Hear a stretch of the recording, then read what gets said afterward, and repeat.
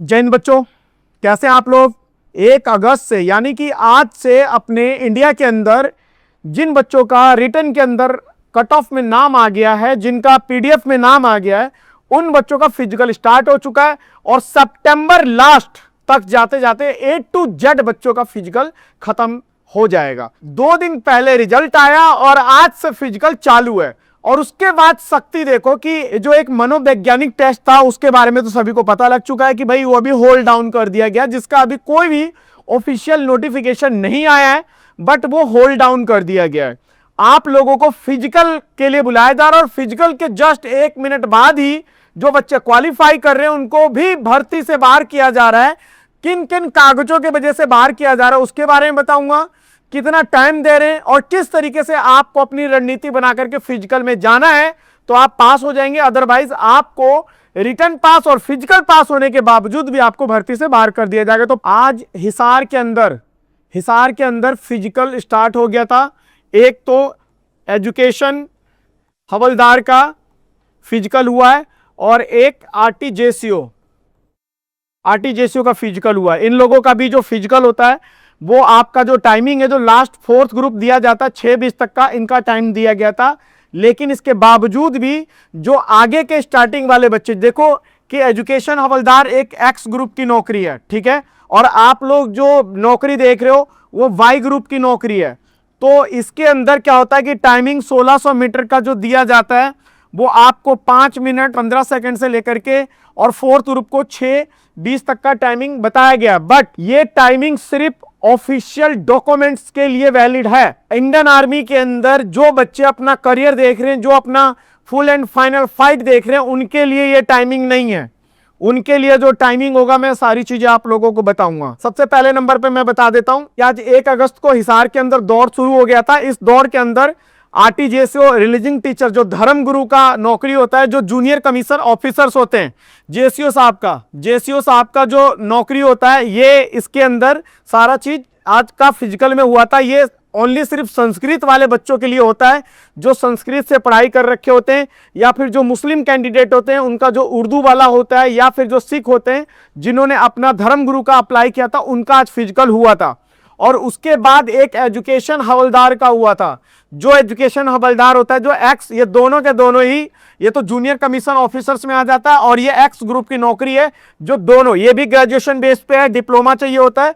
और ये तो इनको जो 1600 मीटर का टाइमिंग दिया गया था, आज का जो दिया गया है वो 6 मिनट 20 सेकंड का लास्ट टाइमिंग दिया गया था। लेकिन 6 मिनट 20 सेकंड का जो डॉक्यूमेंटेशन टाइम था, इसके अलावा जो बच्चे 6 मिनट में आ गए थे, या फिर जो बच्चे 5:45 पे आ गए थे, 5:45 पे, इन लोगों को लिया गया और बाकी 6 मिनट के बाद उनको टाइम नहीं दिया गया।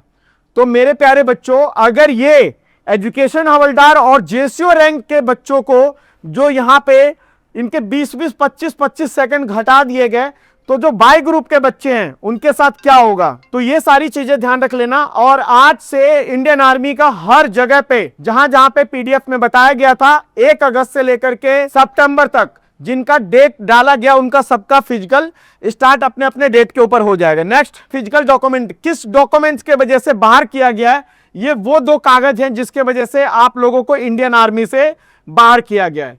जिसका रिटर्न क्वालिफाई हो गया था, जिसका फिजिकल क्वालिफाई हो गया था, उसको बाहर कर दिया। किसके वजह से?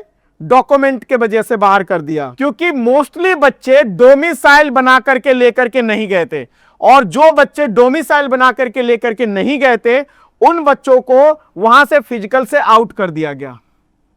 अब ये बच्चे बोलेंगे कि सर मैंने अपनी पर्ची बनवा रखी थी, तो पर्ची बनवाने से आपका काम नहीं चलेगा। वहां पे आपका डोमिसाइल बिल्कुल कंप्लीट हार्ड कॉपी में देखेंगे। अगर आपने पर्ची बना करके डोमिसाइल का वहां पे देख रहे हैं तो एक कंडीशन में आप देख सकते हैं कि आपका जो ओल्ड है, अगर ओल्ड वाला डोमिसाइल अगर आपके पास प्रेजेंट है, तो उसके बाद आपका पर्ची पे रिन्यूअल वाला अगर होता है तो वो आपको 1% को होल्ड कर सकते हैं, आपको टाइम दे सकते हैं। अदरवाइज आपने फर्स्ट टाइम बनवा रखा है और उसके बाद अगर आप सिर्फ ओनली पर्ची दिखाते हैं तो दोस्त आपको इंडियन आर्मी का फिजिकल पास होने के बाद रिटर्न पास होने के बाद इंडियन आर्मी का फिजिकल से बाहर कर दिया जाएगा। आपको आगे मेडिकल के लिए नहीं बुलाया जाएगा क्योंकि आप वहां पे एलिजिबल नहीं माने जाते हैं। ये सभी बच्चे ध्यान रख लेना बेटा। सेकंड, एनओसी जो डॉक्यूमेंट्स है वो मिसमैच था। ये एनओसी डॉक्यूमेंट्स मिसमैच क्या आता मैं आपको बता देता हूं। अगर किसी बच्चे के 10th के मार्कशीट पे जो उसके पापा का नाम था वो रमेश था, रमेश, और उसके पापा का 10वीं के मार्कशीट में ये है, और जो उसका आधार कार्ड है, आधार कार्ड में रमेश जो लिखा हुआ है ऐसा लिखा हुआ है RA रमीश हो गया। तो इस बच्चे ने क्या है, इसको क्या करना चाहिए था, एक इसको एनओसी बना करके लेके जाना चाहिए था। अगर वो एनओसी बना करके नहीं लेके गया, एनओसी का मतलब होता है नो ऑब्जेक्शन सर्टिफिकेट। ये 50 रुपए से लेकर के या 100 रुपए तक का बनता है। इसको कौन बना करके देता है, इसको बना करके देता नोटरी वाला, नोटरी वाला बना करके देता। कहां पे बैठता है ये, जो एसडीएम के ऑफिस के पास, एसडीएम के ऑफिस के पास जो बंदा बैठता है वही बंदा आपको ये नो ऑब्जेक्शन सर्टिफिकेट कि ये रमेश जो लिखे हुए 10वीं के मार्कशीट में और आधार कार्ड में रमेश लिखा हुआ है, सिर्फ ये वाला जो पोजीशन आप देखें यहां पे कि यहां पे ये जो आई है और यहां पे ई हो गया, ये वाला, इसके मिसमैच, ये आउट नहीं होता। लेकिन इसने एनओसी नहीं बनाया और फिजिकल के टाइम में आपको इतना टाइम नहीं देते कि आप जाओ, आप अपने घर पे जाओ एसडीएम से और उसके नियर बाय से नोटरी वाले से जाकर के आप क्या बनवा करके ले आओ, एनओसी बनवा करके ले आओ, आपको हम इन कर लेंगे। ऐसा टाइम नहीं देता। ऐसा टाइम देता है तब जब आपका टेम्परेरी या नॉर्मल कोई वो हो। ये आपको फाल्ट पहले से ही पूरा रेडी करके रखना है क्योंकि ऑलरेडी काफी भारी मात्रा में बच्चे रिटर्न क्वालिफाई हुए, तो उनको फिजिकल के अंदर जो नॉर्मल बच्चे हैं उनको साइड करना होता है, और जेन्युइन बच्चे जिनका फिजिकल भी रेडी है, जिनका कागज भी रेडी है, उन बच्चों को मेडिकल के अंदर बुलाया जाएगा। तो ये तो टेम्परेरी सिर्फ हिसार के अंदर अभी तक इन कागजों के वजह से बच्चों को आउट किया गया है। अब मैं आप लोगों को ये बताता हूं कि आपको कौन सा कागज कैसे बना के ले जाना है, कैसा सेट बनाना है जिससे कि आपको कोई दिक्कत परेशानी आपको फिजिकल में ना हो। और ये सारे कागज विद इन 3 डेज के अंदर बन सकते हैं। अगर आप इंडियन आर्मी की नौकरी लेने के लिए एलिजिबल बैठे हो तो पागल बनकर के आपको नौकरी चाहिए तो आपको 3 दिन के अंदर कागज बन जाएगा। कैसे बता देता हूं मैं। रैली भर्ती इंपॉर्टेंट डॉक्यूमेंट, इस डॉक्यूमेंट के बिहाफ पे आपको क्या क्या चीजें मेंशन करना है, आपको समझाने से पहले इसको कैसे क्या मेंटेन करके चलना है, आप इसका एक स्क्रीनशॉट ले लो बेटा। मैं थोड़ा साइड में हट जाता हूं। अब ये देखो कि जो बच्चे अभी इंडियन आर्मी में जीडी की नौकरी देखने जा रहे हैं या टेक्निकल की नौकरी के लिए फिजिकल के लिए जा रहे हैं या ट्रेड्समैन के लिए जा रहे हैं, जो जीडी वाले बच्चे वो 10वीं का अपना मार्कशीट को कैरी करेंगे। अगर आपके पास जीडी में भर रखा और 12वीं भी है तो आप रख सकते हो, उसको चाहिए नहीं, वैसे आप सिर्फ 10वीं का ही रख सकते हो तो भी चल जाएगा। और जो जीडी के बच्चे भर के जा रहे हैं मैं उनसे यही रिक्वेस्ट करूंगा कि आप अपने डॉक्यूमेंट की क्वांटिटी मत बढ़ाओ, वो बाद में अगर आप सबमिट करना चाहते हो तो आप कर सकते हो। अदरवाइज वो जो 12वीं का जो सर्टिफिकेट है उसकी कोई वहां पे उपयोगिता नहीं है, कोई उसकी वैल्यू नहीं है। जो आपने जिस बेस पे आपने भर्ती देखा 10वीं के बेस पे उसी की वैल्यू होगी। अब जिन बच्चों ने यहाँ पे टेक्निकल की भर्ती देखा है या फिर जिन बच्चों ने यहाँ पे 12th बेस पे नर्सिंग असिस्टेंट की भर्ती देखे या फिर क्लर्क की भर्ती देखा है, ये सारे बच्चे क्या लेकर के जाएंगे, 12वीं का सर्टिफिकेट लेकर के जाएंगे जो जिस सब्जेक्ट से एलिजिबल थे। अब इसके अंदर क्या दिक्कत आएगा कि जो बच्चे हैं, जिन बच्चों का इसके अंदर जो पापा का नाम है, पापा का नाम में जो कोई भी करेक्शन है तो ये 100% वैलिड है। अगर आपके पापा का नाम जो 10वीं के मार्कशीट में है वो ही मान्य होगा। उसके बाद आपका चाहे वो आधार कार्ड में, आधार में या फिर पैन में या फिर आपका डोमिसाइल में या फिर आपका XYZ किसी भी कागज में कोई भी अगर कमी है स्पेलिंग में या XYZ तो आपको इनके अंदर ठीक करवाना है। अगर आपके पास टाइम नहीं है, ठीक नहीं करवा सकते हैं तो आपको क्या लेना है इसके जगह पे, NOC। ये कहां बनता है, जो मैंने आपको अभी बताया नोटरी वाले के पास ये आपका बनता है। और नोटरी वाला कहां बैठता है, एसडीएम के पास बैठता है। तो ये सारी चीजें आपको इसके अंदर ध्यान रखना है। अगर आप ये ध्यान नहीं रखते हैं तो आपको यहां पे फिर दिक्कत आ जाएगा। अब आ जाते हैं आधार कार्ड। आधार कार्ड जो आपने रजिस्ट्रेशन करवाया था इंडियन आर्मी का फॉर्म भरने के लिए, तो जो आप लोगों ने आधार कार्ड जिस तरीके से लगाया था उसको लेकर के जाना है। अगर इसके अंदर स्पेलिंग खराब था और इसके अंदर चेंजिंग अब करवा रहे हैं तो फिर अभी मत करवाना, इसके जगह पे आप एनओसी ले लेना। बाद में आप एनओसी के बाद अगर आपसे वो एग्री नहीं होते तो 2 दिन के 3 दिन के अंदर हो जाता है। तो आधार कार्ड आपको अपना जेन्युइन लेकर के जाना है। सीक्वेंस यही रखना, सबसे पहले डॉक्यूमेंट्स 1 रखना, फिर 2। अब आ जाते हैं डोमिसाइल। ये है 100%। आपको 100% डोमिसाइल अपने बैग के अंदर लेकर के जाने होंगे। अगर आप ये बैग में नहीं लेकर के जा रहे हो और ओरिजिनल लेकर के जाना है और फोटोकॉपी 3 सेट करवाना है। एक ओरिजिनल का आपको 3 सेट बनाने हैं। 3 सेट में आपका क्या क्या काम होगा वो भी मैं आपको अभी बता दूंगा। तो डोमिसाइल की अगर पर्ची आपके पास और आप पहले ओल्ड बनवा चुके हैं तो ये वैलिड है। अगर आप नए हो, नए कैंडिडेट हो और आपके पास सिर्फ पर्ची है तो आप भर्ती से क्या हो, बाहर हो। जिस स्टेट का आपने फॉर्म भरा है उसी स्टेट का आपको डोमिसाइल चाहिए होगा। आगे में मैं आपको बताता हूं कास्ट सर्टिफिकेट। अभी कास्ट सर्टिफिकेट तो एक जो एसडीएम से बन करके जाता है, तो एसडीएम से जो बना करके देगा, कौन बना के देगा, ओबीसी वाले बच्चों का, एससी वाले बच्चों का, एसटी वाले बच्चों का, ईडब्ल्यूएस वाले बच्चों का, इनका तो एसडीएम वाला चलेगा ये वाला। और जो जनरल कैटेगरी का है इनका क्या बनेगा, नोटरी वाले से। नोटरी वाले से बनेगा एक एफिडेविट बन जाएगा। एफिडेविट बनेगा कितने रुपए का, 50 से 100 रुपए का ये बन जाएगा। और आप इसको बनवा करके आराम से belong to general caste, side में आप ब्राह्मण, राजपूत, जो भी आप जनरल कैटेगरी में आते हैं वो आप वहां पे एक नोटरी वाले से जनरल वाला एफिडेविट बनवा करके लेकर के जाएंगे। आपका अगर ओल्ड है तो ओल्ड वाला भी चल जाएगा, जिसने भी ये ओल्ड बनवा रखा है। लेकिन ये जो है वो 6 मंथ वाला होना चाहिए। 6 मंथ इसकी वैलिडिटी होती है। जिस बच्चे का टेक्निकल का, नर्सिंग असिस्टेंट का या जीडी का या ट्रेडमैन का या किसी में भी आपने 3 में क्वालिफाई किया, 2 में क्वालिफाई किया या 1 में, आपका इंडियन आर्मी का सिर्फ एक फिजिकल होगा।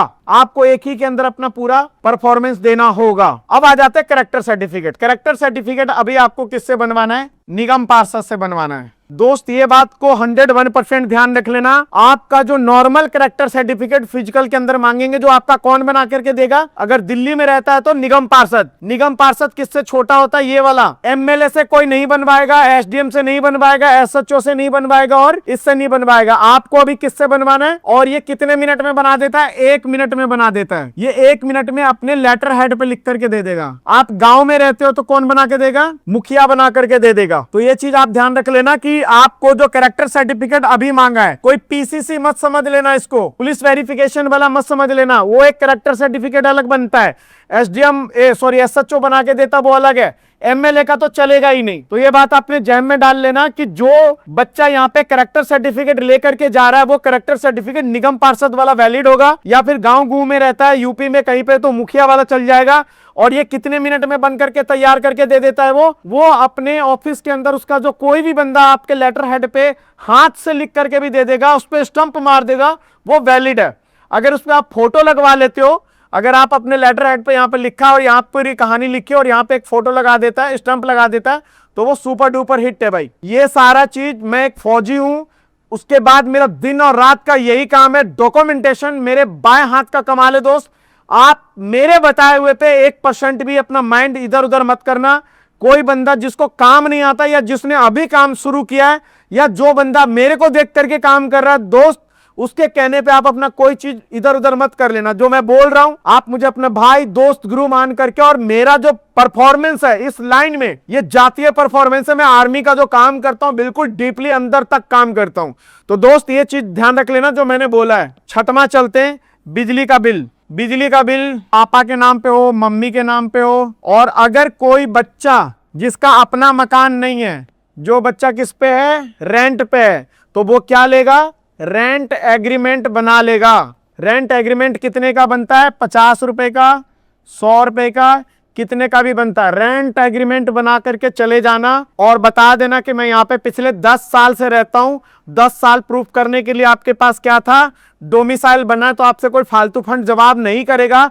लेकिन रेजिडेंशियल प्रूफ के लिए आपके पास अगर बिजली का बिल नहीं है तो आप उसके जगह पर रेंट एग्रीमेंट आप अपना लगा सकते हो। रेंट एग्रीमेंट में किसी भी तरीके का कोई ऑब्जेक्शन नहीं उठेगा, क्योंकि आप ऑलरेडी। और हाँ, एक बच्चों का कंफ्यूजन होता है कि सर जब मैंने फॉर्म भरा था तो मैं दिल्ली के उत्तम नगर में रहता था, लेकिन अभी मेरा जब तक रिजल्ट आया मैं दिल्ली के विकासपुरी में रहता हूं। तो दोस्त, आप दिल्ली में कहीं पे भी चेंज हो जाओ, 36 जगह चले जाओ, आपको डोमिसाइल दोबारा बदलवाने की जरूरत नहीं है। रेंट एग्रीमेंट है, वो आप कभी कभी कहीं का भी बना करके दे सकते हो। ओल्ड वाला भी चल जाएगा और लेटेस्ट वाला भी आपका चल जाएगा। क्लियर है बेटा? अब बात करते हैं दोस्त किसका? पैन कार्ड का। जिसके पास पैन कार्ड नहीं है टेंशन मत लेना, पैन कार्ड है तो ठीक, नहीं है तो कोई दिक्कत नहीं है। अनमैरिड सर्टिफिकेट, ये आपको बना के देगा कौन? नोटरी वाला। कितने रुपए का? 50 से 100 रुपए का। इस पे एसडीएम का मोहर लगा देता कौन? वकील लगा करके दे देता है। ठीक है, ये इतने रुपए का बनता है, ये बनवा लेना। ये 100% बनवा करके जाएंगे सभी बच्चे। अब आ जाओ रिलेशन सर्टिफिकेट। जिसके पापा फौज में थे या जिसके भाई फौज